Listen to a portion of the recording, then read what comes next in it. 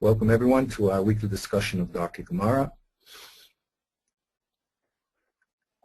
As we said, this is a complement to the Derek Tfunos. That's why I always like to start the series of these books on methods with Derek Tfunos. That's the central focus. Things will then revolve around it. The Darkei Gemara will handle attitude and give us the points that we should look for to be medayek on a text that will say, hey, here's where the Chiddush lies. Bezrat Hashem will go to Sefer Gayon and we'll get into all the details, the deeper details of Siba Mesuba and other topics. And Melitza will open up a whole new area of how to motivate people with language and how the Tanakh uses language for motivation. So all these books are talking about communication. They're all talking about different aspects of communication, and they represent a whole, very beautiful whole, complete view of how to do the learning process. So we're discussing the Darkei Gemara, and we reach this portion of the Darkei Gemara. Maybe I'll give a little bit of a summary. I should do that. Okay. It's always good to know where we're holding.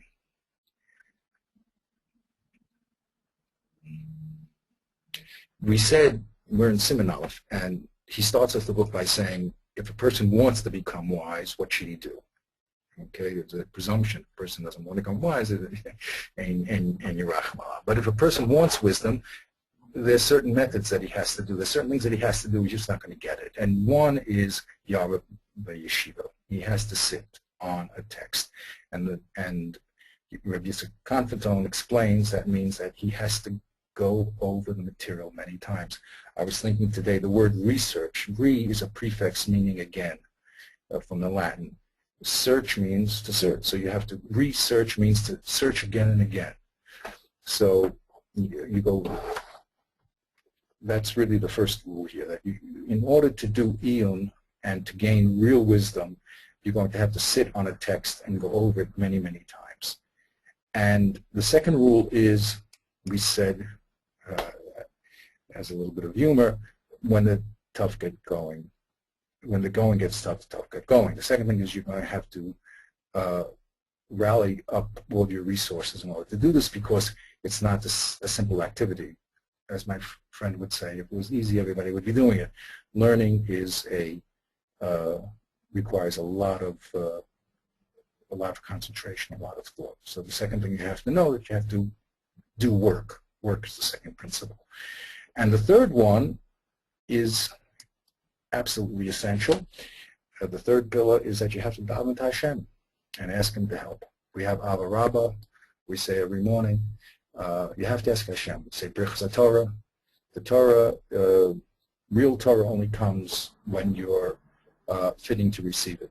You have to be the proper Kli Kibul. We mentioned the Rabbi Yehuda Nasi never let his hands go below his waist. He was a Tahor. So you have to ask HaKadosh Baruch Hu to help you understand.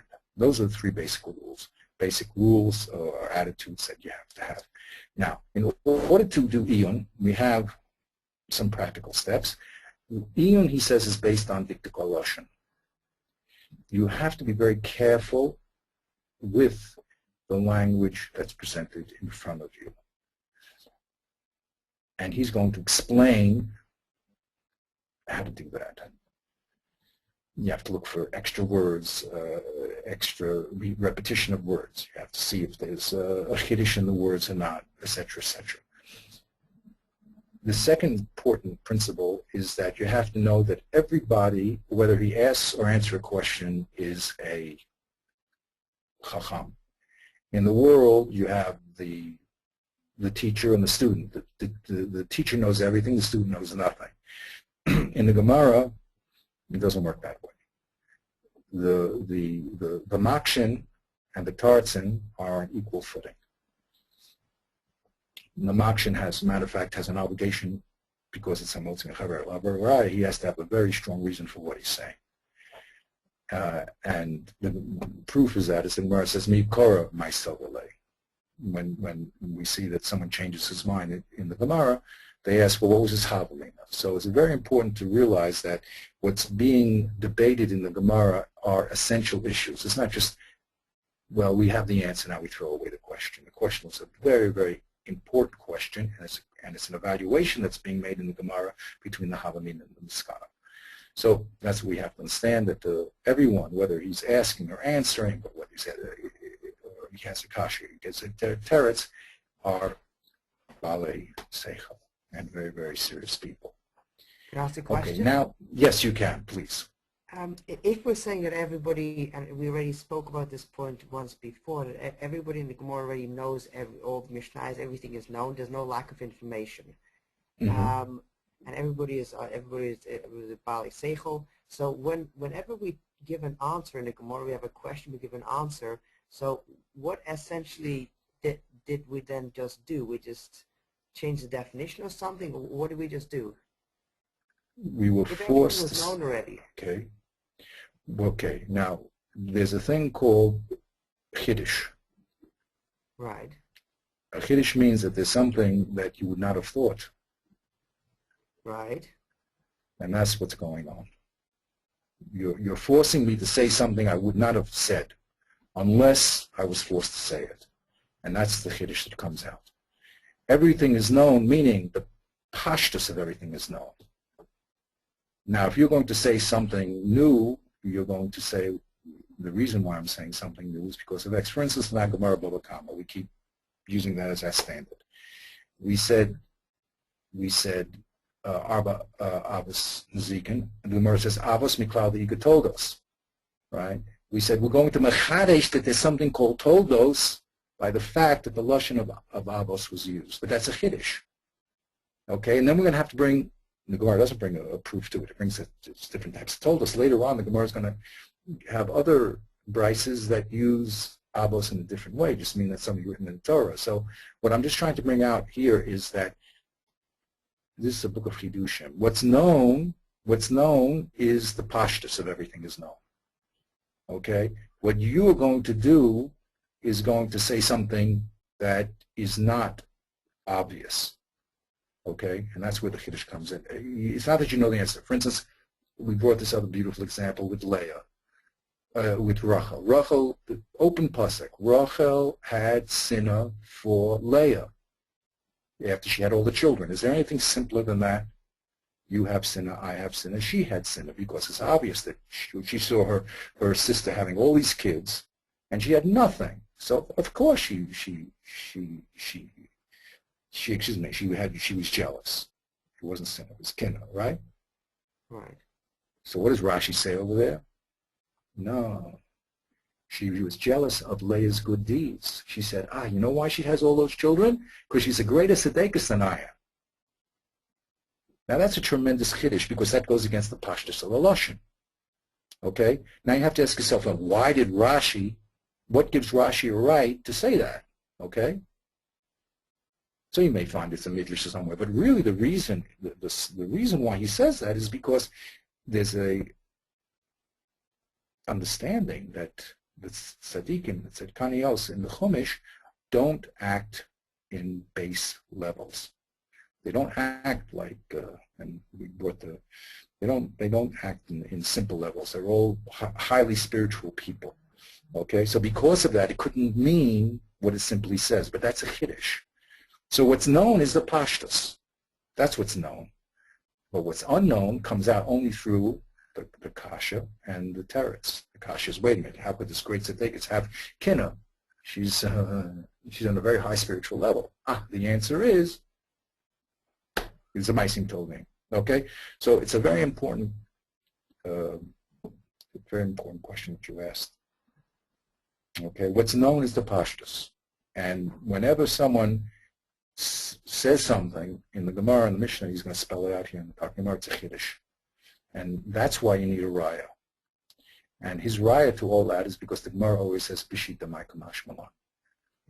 And was pashtus, do we mean that the simple, not that we like don't have a, like an even like a proper understanding of all the inyan, it would just, that means that the simple understanding of the text.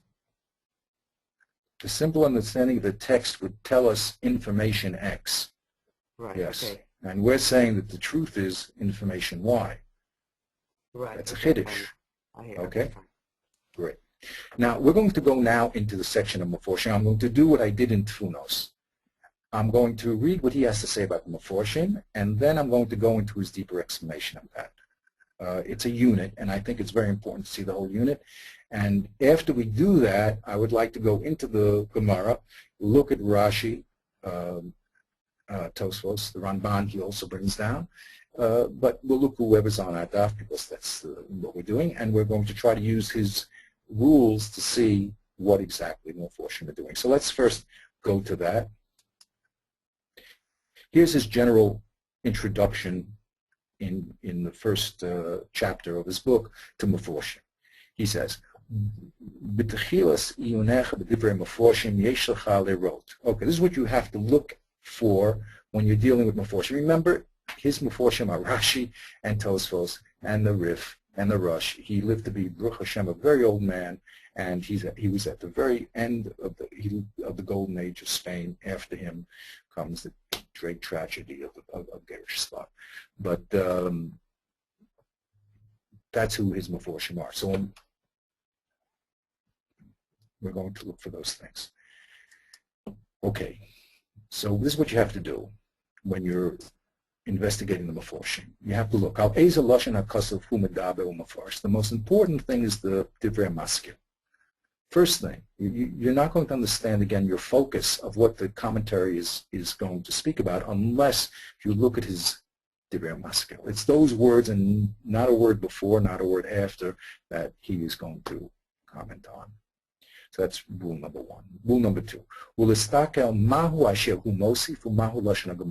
You have to compare what he's saying and what the Gemara is saying. Or, as I said here, what did Rashi say? Rashi said that Leah was Makana for the good deeds of, Rachel was Makana for the good deeds of Leah. Well, let's look at the pasuk. Does it say that or doesn't it say that? Okay, let's make a comparison. So simply the pasuk doesn't say that. It says she had kinna. That's simple kinna.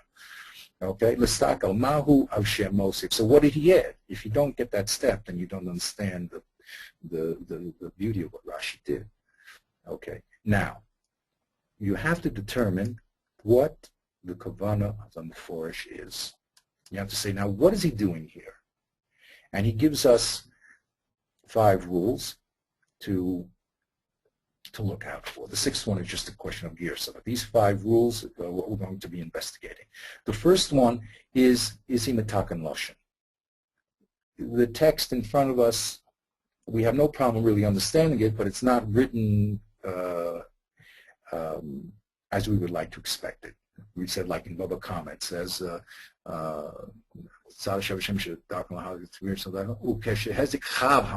should say chayav.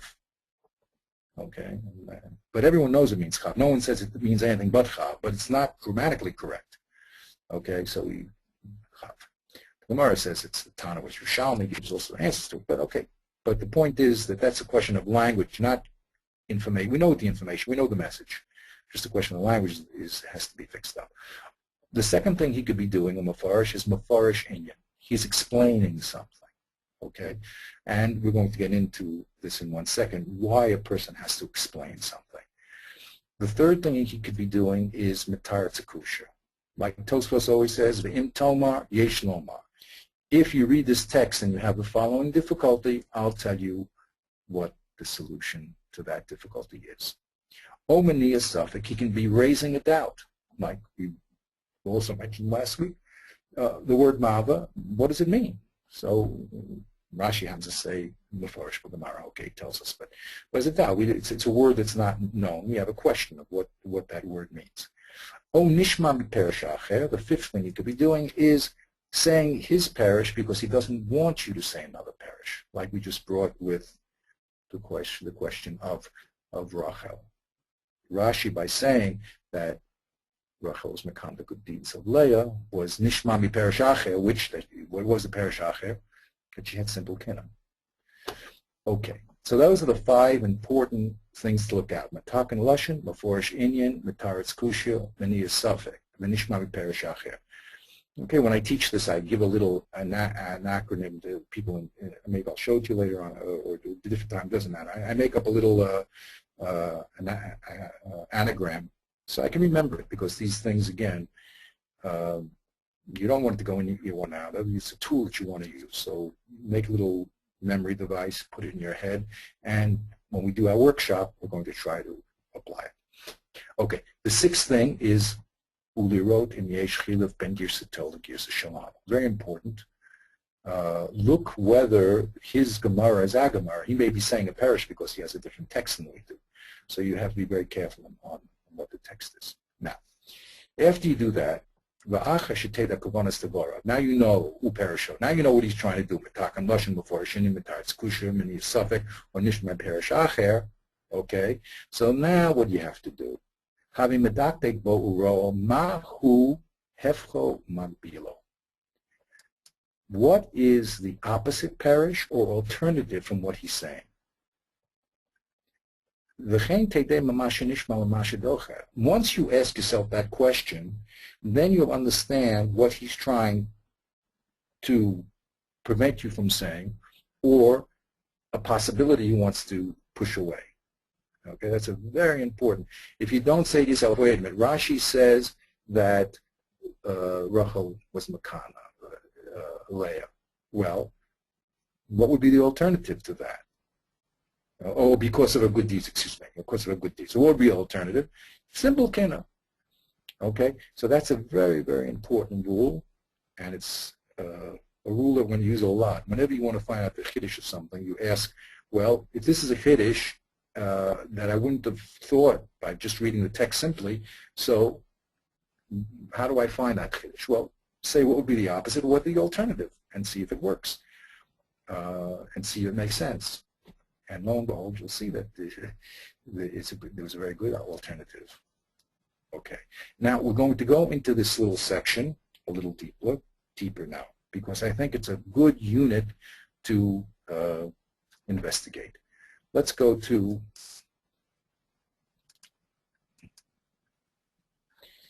Siman Yud Beis, all the way to the 12th chapter of the book. Here, he's going to spell out the rules that he just briefly mentioned in the beginning. So let's hear what he has to say. He says, "Hamafarish asher yafarish v'yavor eza sefer yifarashenu." He's going to explain when someone comments or explains any text, he's going to be doing it for 2 basic reasons. 2? No. He's going to be doing it for 4 different reasons here. I'm sorry. That's why I outlined the book. Let's go. O, ba'avor she'ein koach matchilin le'ayin b'sefer o b'loshen ahu l'havino ki hu sosem ve'chatum. The first reason he has to explain something is because a person who's just looking at the text for the first time or reading this text won't be able to understand it because there's mixing premises that he doesn't know. Now, what are those missing premises? O mitzad shehu tzarech hagdamas michutz. That's the first way. Excuse me, I jumped the gun. One reason why a text is closed and a simple person can't understand it is because he doesn't have the outside information. Okay, we're getting to Kochim here at Daf Yomi. So if you don't know anything about Kochim, it's very hard to start talking about the topic. There's a lot of external information that you need.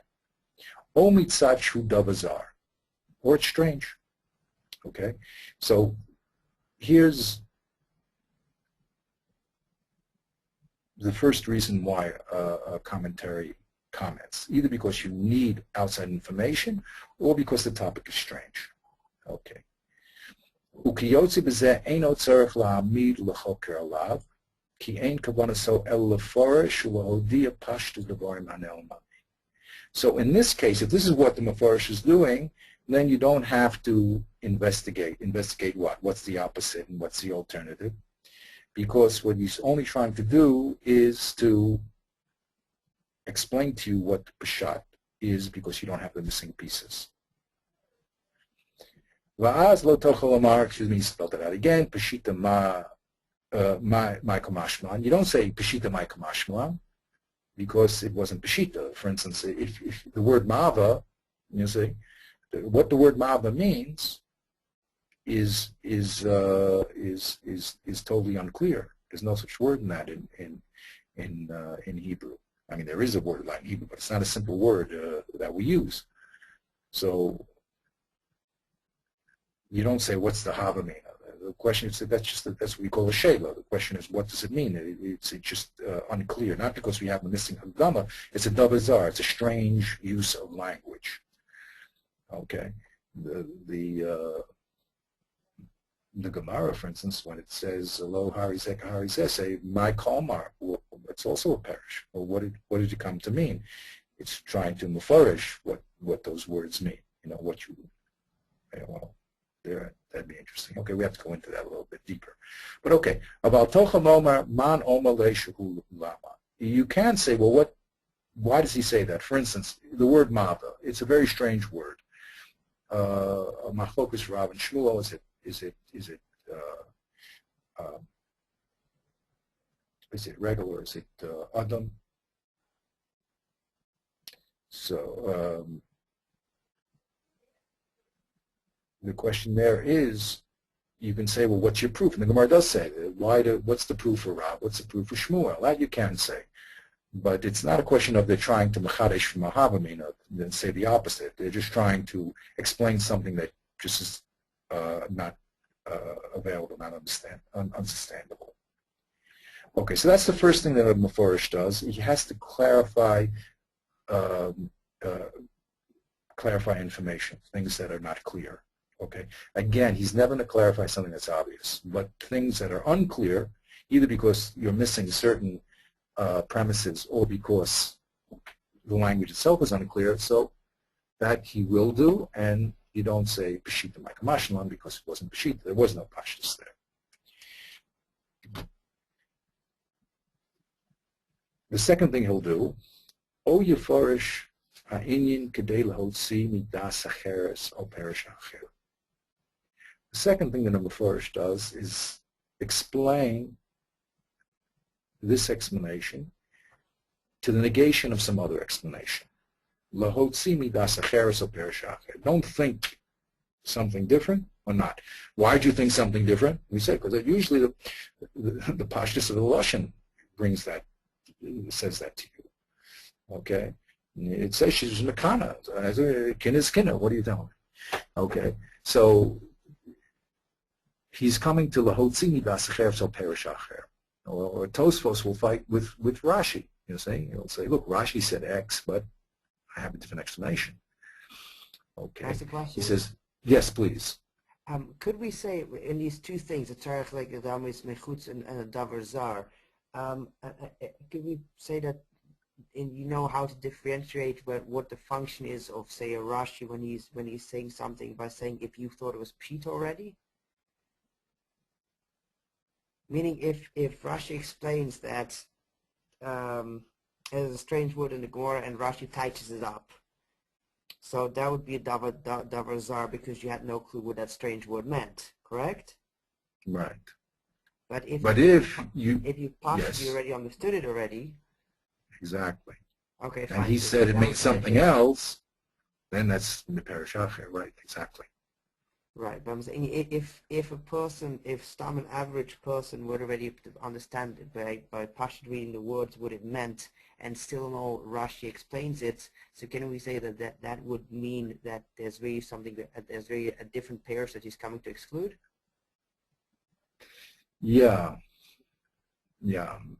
definitely. Okay. He'll also never say something that's obvious. If it's obvious, he doesn't have to say it. Right. So it's either difficult to understand or there's another alternative there. Okay, but I'm just like trying to clear how exactly does one define a davar zar? Well, usually the language is unclear. Look, a lot of times we don't know.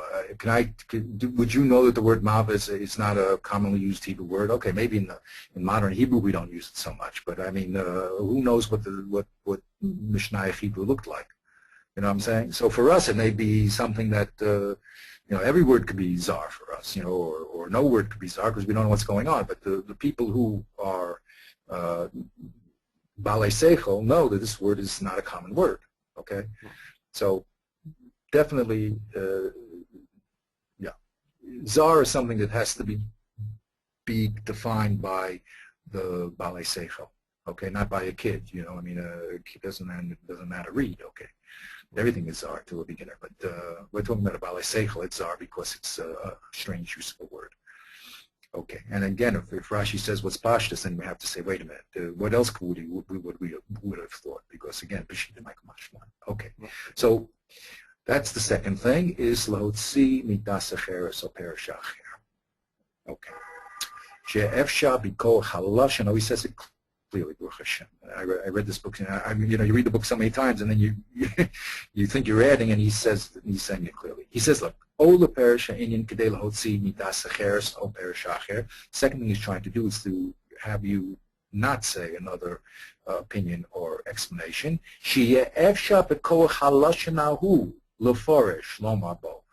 That explanation would be possible according to the language being presented in front of us.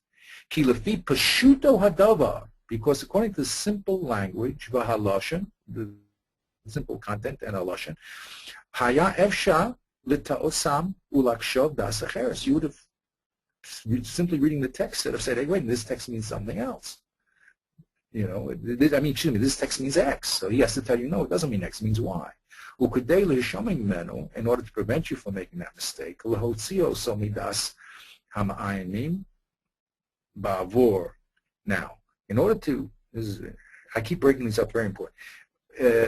In order to get you out of this other opinion, he's going to give his commentary. Now, why does he take you out of what you normally would have thought?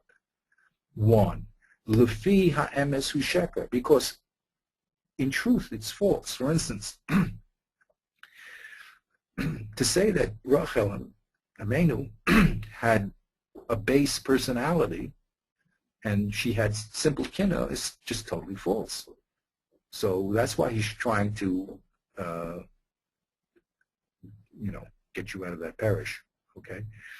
To say that Hashem, when he sticks his hand in Mitzrayim, has a physical hand, is false. So the Rambam says you're supposed to know that.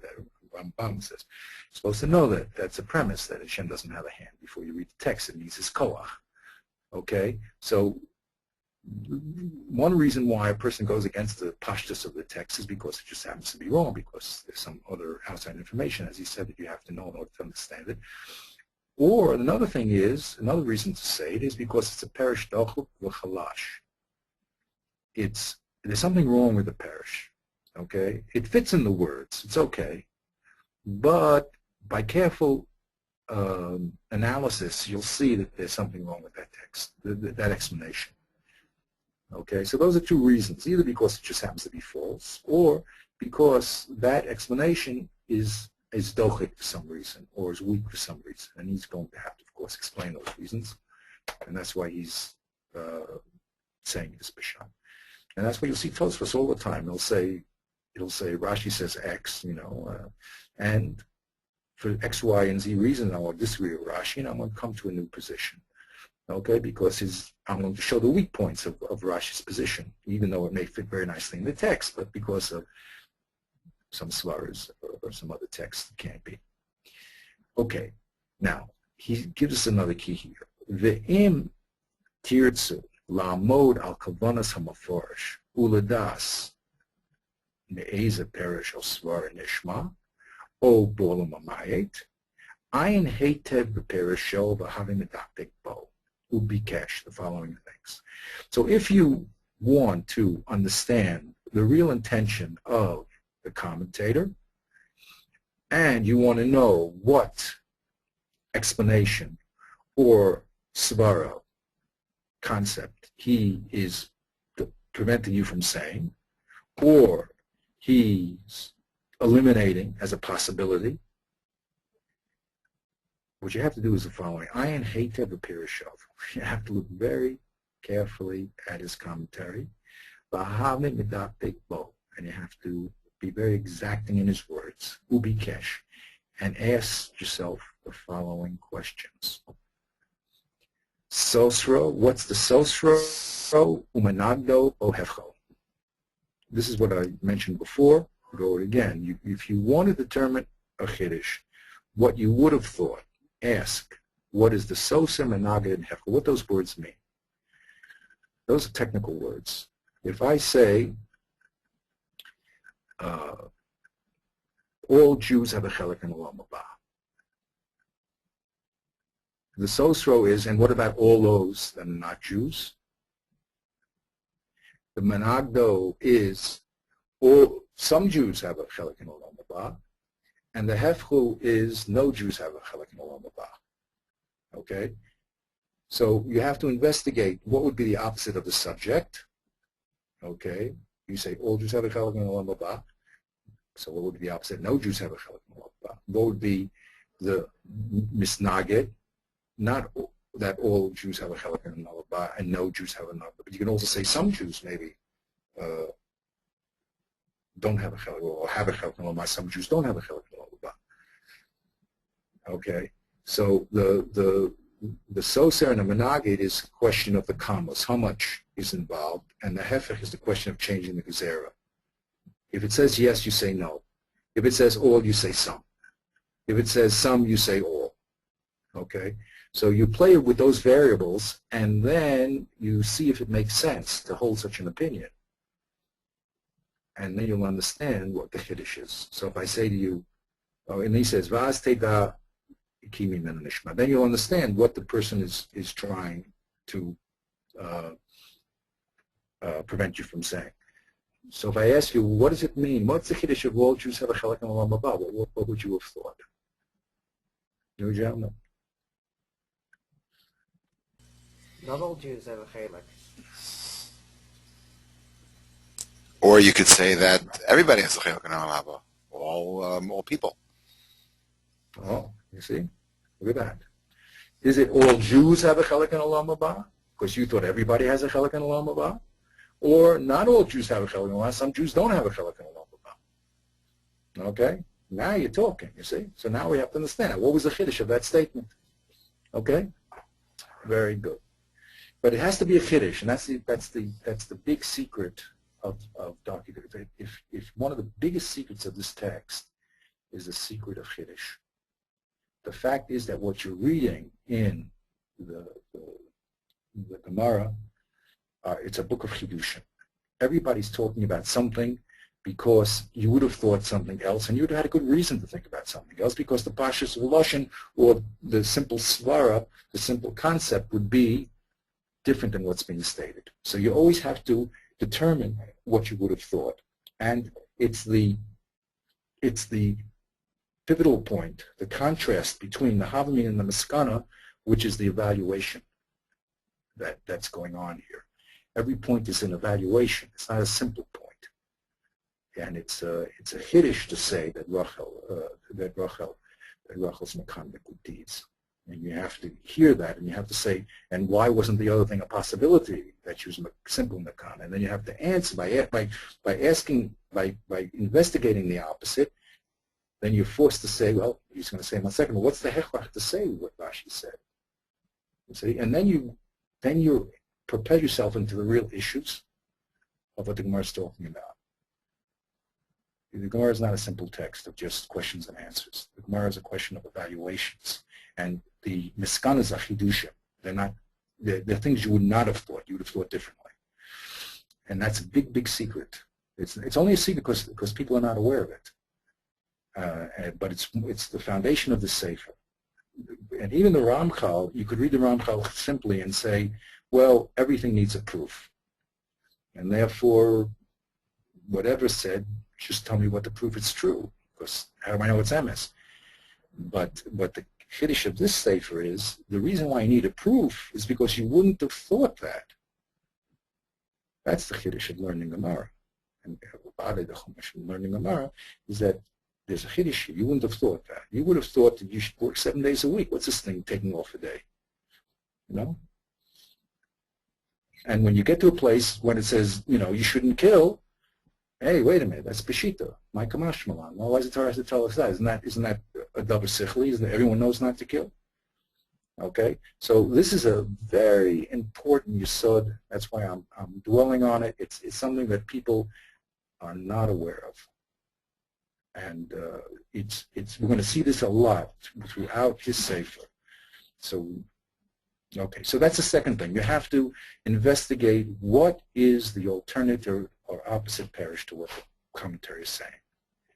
Va'az, once you do that, az yesh lecha levakesh hechlach leparish ososro. You have to say, wait a minute. If he's saying a chiddush, where's his raya that is correct? Well, Loma. Ma'araya Loma zeh pirish min acher. What's his raya that he's right and the other parish? What's his raya that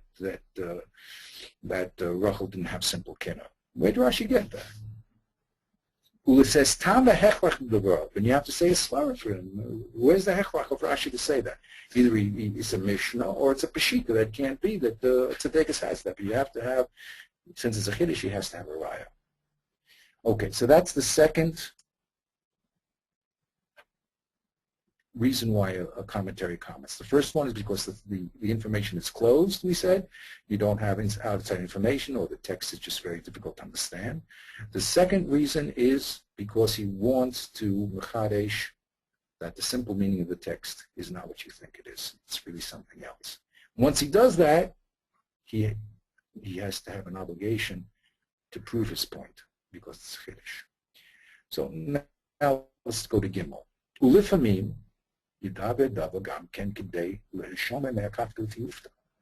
sometimes he's saying what he's saying because if you don't say what I'm saying, then you're going to end up with a terrible kasha. So I'm forced to say this because I know that if I don't say this, I'm going to be contradicting some Gemara somewhere, some other pasuk. So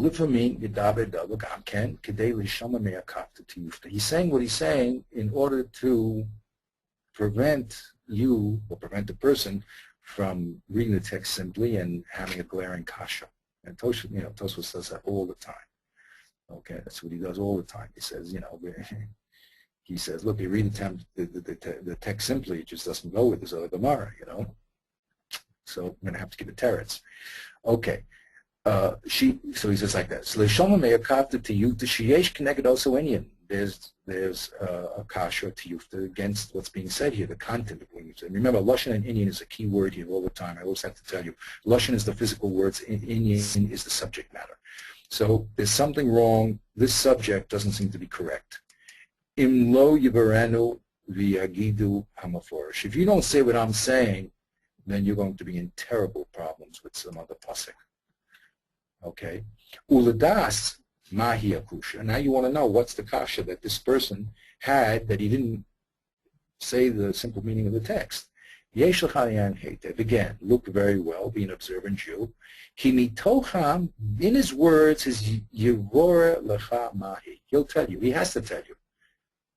Kamosha marti l'chalamah, as I previously said. You have to. Tosfos, for instance, always clearly states why this text can't be understood in another way. He always tells you because it's opposite Gemara or a Svara. He tells you. So you have to really be very careful. If someone's trying to matar tzakusha, then he should be giving you the tools to understand what the difficulty was. Look at the content of the kasha. Okay. Im keneged haloshen owa inyan. There it is again.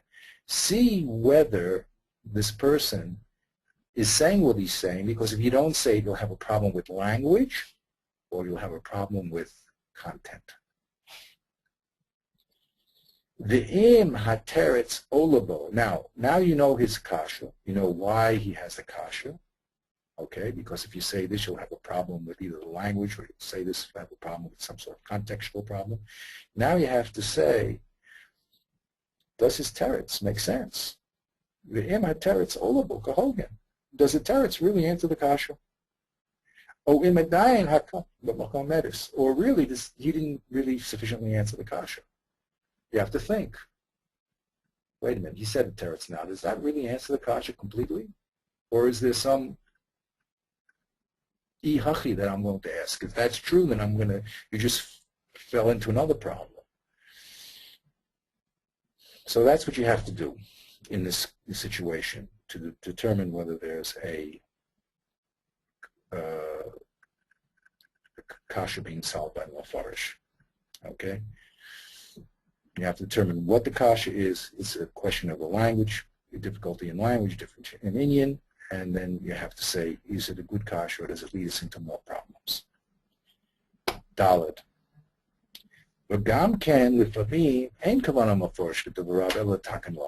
Now sometimes the commentary is only trying to metaken lashon. And to make the language and the subject matter fit together. We know what it really means, what the content of the message is.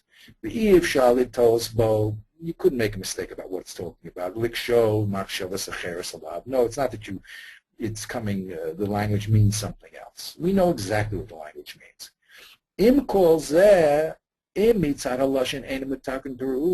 But if the language is not correctly presented,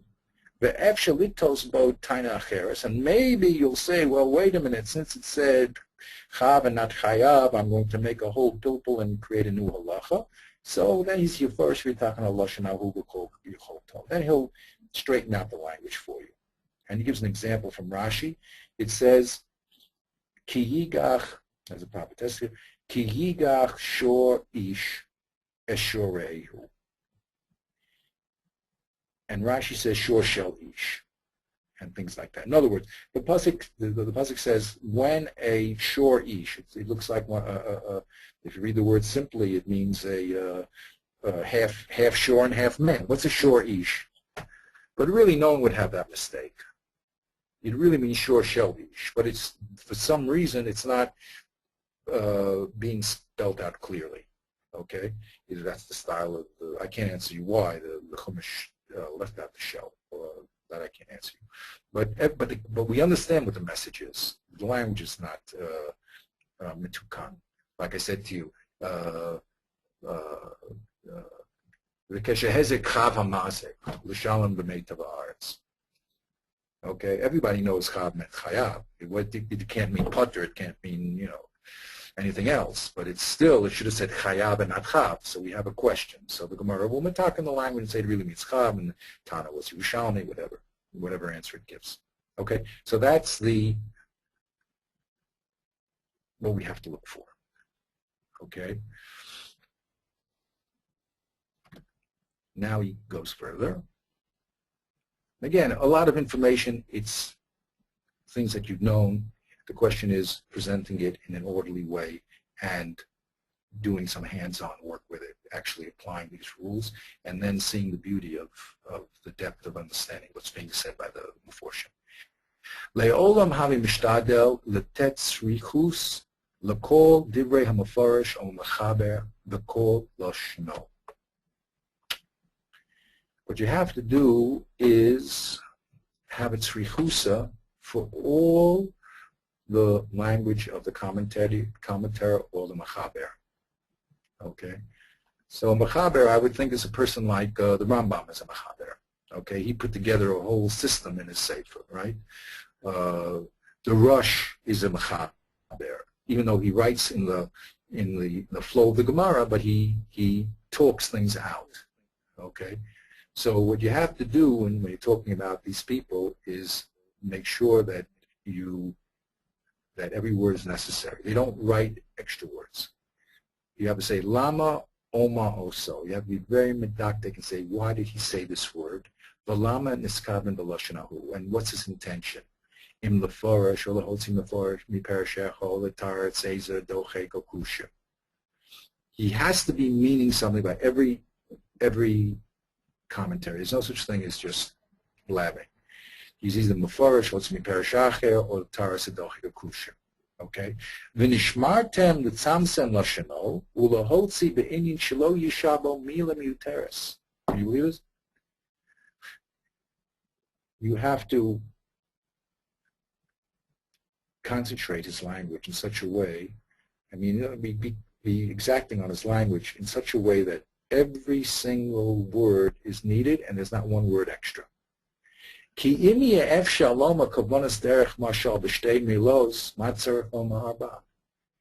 he could have said the same message with 2 words, so why does he have to say 4?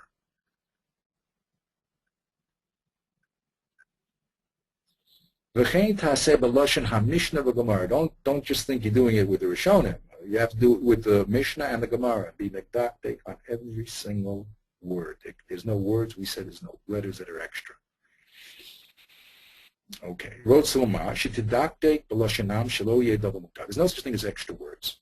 If there's an extra word, you missed the point. If you see something that's extra, you have to go back and check it out. It's a flag. Because there is no one who is talking without a necessity. Because this is a quote that uses quite a lot. The Torah, there's nothing empty.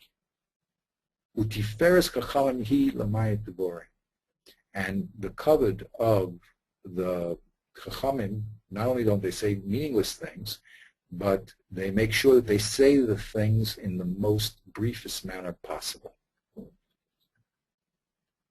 Liot kolel, and what does that mean? Liot kolel, harve minim, b'miyut devarim. What they do is they pack a lot of things into a few words. That's why I always use the analogy of the zip file and how you have to open up the zip file. They're speaking in a very precise way that includes a lot of information. V'lasos divreihem shiyu ma'atei hakamas v'rabei ha'echus. Here's those words again, kamas and echus. Their words always have the least amount of physical words and the highest amount of quality in their words.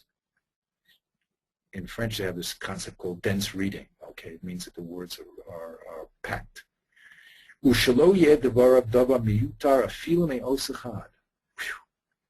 None of their words are extra, even as far as one letter is concerned. Kamosh Amar, he brings a raya from Chulin. Na'olam yelamed adam v'talmidav v'derech katsara. A person should always teach his students in a brief way. Now, brief does not mean in a way that cannot be understood. It means that you compact your words in as few words as possible. That's why you know that Rashi, he went over and over those, it's called contras, because he went over and over his parish and kept refining it down until every word was absolutely placed and needed. Kamosha Tirateno HaKadoshi, he brings a raya from the Chumash, Shenat Nabi Gevura, that's given by Kodesh Baruch Hu, Shemidaberes Baloshin Katsara, it speaks in a very, very concise way. The Kolelis Devorim Rabim, and in those few words, it has tremendous amounts of information. Kamosha Mitzinu Gabe Mechilas Asoros, like when it comes to Mechilas Asoros. The Gabe Behema Pratlacha Hatahorim, because that's the least amount. V'nos and Simonim Lahakir Hatuma. Ugabe Ha'of Behefech, because an oath, it's just the opposite way. So when the Torah, when it wants to describe a set of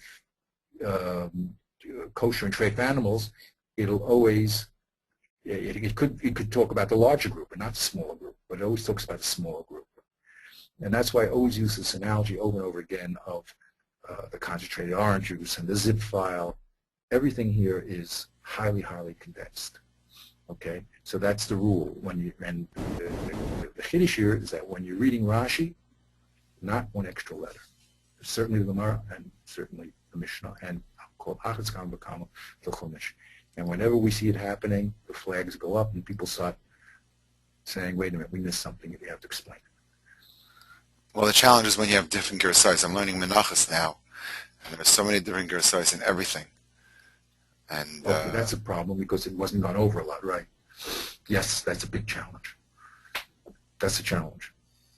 so But, work through the you different have a lot gersais. of, yeah, that's it. What can you do? That's it. That's the reality. Those are areas which, were not gone over so many times. That's why why don't we use the Rishalmi? The Rishalmi, it wasn't gone over and refined.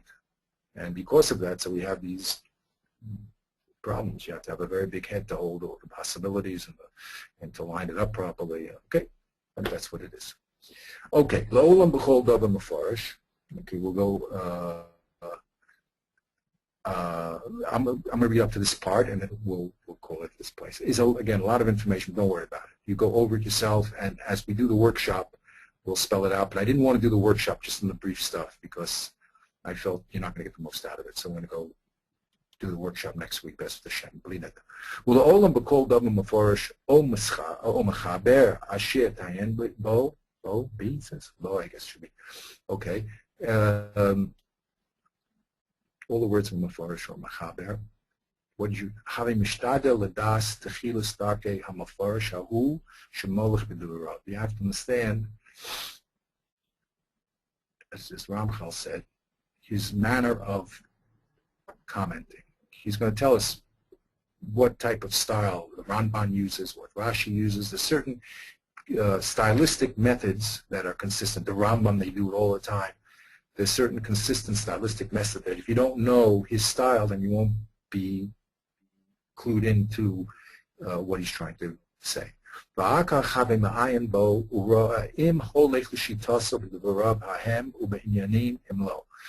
you understand not only his style, but his shita, then you have to see if he's continuing that shita over here also. Now, this is big stuff, you know what I mean? But you'll see that's what the big people do when they play, you know what I say? The tosos, the fisha tosa, he has a kasha. Okay? So you have to understand the shita and whether it works out. When we learn Shulchan Aruch, it's happening all the place, all over the place, According to how the Mechaber pasaked over here, so he has a problem in this, over there, he has a problem over here. Okay, so that's another thing you have to do is once he does take a position and he has a maskana, then he has to be consistent throughout. And it's the same thing also in the Gemara. I mean, if you see that Rav takes a position, then in the next page or the next parak, he has to be holding the same position. If he's not, that's a problem. Okay, so we're gonna stop at this point. Okay, again, there's nothing dramatic in the sense of understanding. There's big chidushim here in concept, but there are things that are really close to our minds. But we have to really go over them, and the most important thing is to practice them. So next week, Be'ezrit Hashem, what we're going to do is going to look at our Gemara again in Bava Kama, and we're going to look at Rashi. And we're going to ask ourselves on each Rashi what he's doing. We're going to look at Tosfos if we have the time, and we'll say what he's doing. Okay, and we're going to have to spell it out, and then that's the Shem will start really learning. Okay.